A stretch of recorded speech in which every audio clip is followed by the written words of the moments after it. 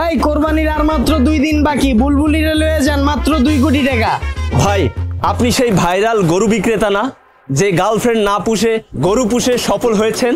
হ্যাঁ ভাই, আমি সেই যে গার্লফ্রেন্ড না পাইলা আজকে গরু পাইলা সফল উদ্যোক্তা। আচ্ছা ভাই, আপনি একটু বলেন, এত নাম থাকতে আপনার এই গরুর নামটা বুলবুলি কেন রাখতে গেলেন? ভাই বুলবুলি তো আমার আইডল, ওর লেগে তো আজকে আমি সফল। ভাই যদি একটু জানতে চাই, আসলে এই বুলবুলিটা কে? ভাই আমার এক্স ছিল।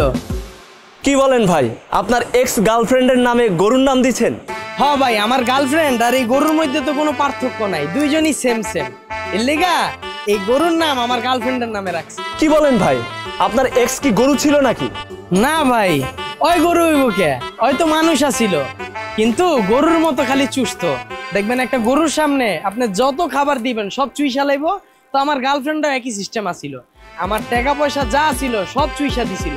2 দিন পর পর রেস্টুরেন্টে যাইতো আর আমার 10,000 টাকা করে খালি চুষতো। পরে চিন্তা করলাম গার্লফ্রেন্ডও চুষে গরুও চুষে, তাহলে দুইটাই যেহেতু সেম সেম, তাহলে গার্লফ্রেন্ড না পুষা আমি গরু পুষা শুরু করি, তাইলে আমার লাভ হইব। তার মানে আপনি বলতে যাচ্ছেন যে গার্লফ্রেন্ড পাললে লস আর গরু পাললে লাভ? অবশ্যই। বর্তমানে একটা গার্লফ্রেন্ড লয়ে আপনি যদি চিন্তা করেন ঘুরতে বাইরেবেন, তাইলে পকেটে অন্তত 10,000 টাকা থাকা লাগবে।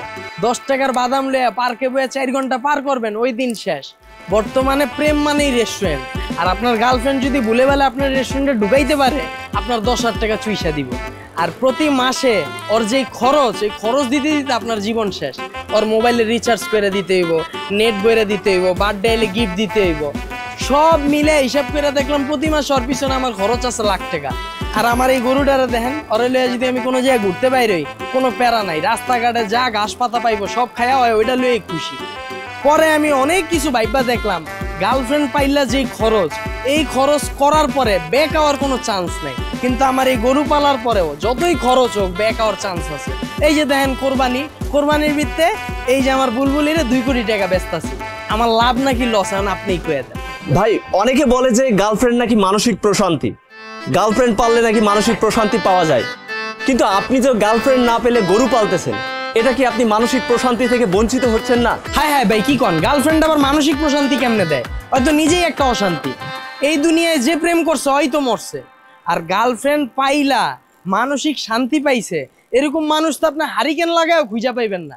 আপনারা যদি আপনার গার্লফ্রেন্ড কল দিয়া ওয়েটিং এ পায়, লগে লগে আপনারা কইব যার লগে কথা কইতাছিলা ওর লগেই যাও, আমারে তুমি ভুলে গেছো। আপনি যদি ওর মেসেজের রিপ্লাই 5 মিনিট পরে দেন, লগে লগে কইব যার লগে মেসেজে চ্যাটিং করতেছিলা ওর লগেই কথা কও, তুমি আমারে ভুলে গেছো। আর এর উপরে আপনি যদি ভুলে বালে কোনো মাইয়ার প্রোফাইল পিকচারে একটা লাভ রিয়েক্ট দেন, তাহলে আপনার জীবন ওহেনেই শেষ। আপনারা নগদই কইব তুমি ওই মাইয়ার লগেই যে সংসার করো, আমার লগে তোমার থাকা লাগবে না। কিন্তু আমার এই গরুটারে দেখেন, এই যে বুলবুলিটারে যে রাখছি, ওর লগে কিন্তু আশেপাশে আরো 40টা গরু রাখছি। আমার বুলবুলির কোনো কমপ্লেন নেই, ওই একবারও কইতাছে না যে আমি এখানে থাকতাছি আমারে তোমার লগে রাখতাছো, কি লিগে আবার আরো 40টা গরু রাখতাছো। তাহলে সবকিছু মিলে ওভারঅল আমি চিন্তা করে দেখলাম যে গার্লফ্রেন্ড যদি পালতে যাই, অশান্তির শেষ নাই। আর আমার এই গরু পাললে শান্তি শান্তি, কারণ এই যে সামনে কোরবানি, সব যদি আমি বেচ চালাই, পকেট ভরপুর টাকা আছে, মানে মনে শান্তি আছে। ভাই আপনার চিন্তা ভাবনা তো মারাত্মক। আপনার মতো চিন্তা ভাবনা যদি এখনকার যুব সমাজের মধ্যে থাকতো, তাহলে আজকে দেশটা এত পিছিয়ে থাকতো না। এখন ভাই আপনি কি যুব সমাজের উদ্দেশ্যে কিছু বলতে চান? ভাই যুব সমাজের উদ্দেশ্যে আমার একটাই কথা, আপনারা প্রেম কইরা গরু হওয়া থেকে বিরত থাকুন, আর গরু পাইলা সফল উদ্যোক্তা হওয়ার শপথ নেন। তো দর্শক, আজ এই পর্যন্তই, দেখা হবে নতুন কোনো অনুষ্ঠানে। আর ততদিন পর্যন্ত আপনারা ভালো থাকবেন, সুস্থ থাকবেন, আর সফলতার চড়াই যাওয়ার জন্য গার্লফ্রেন্ড না পেলে গরু পালবেন। আল্লাহ হাফেজ।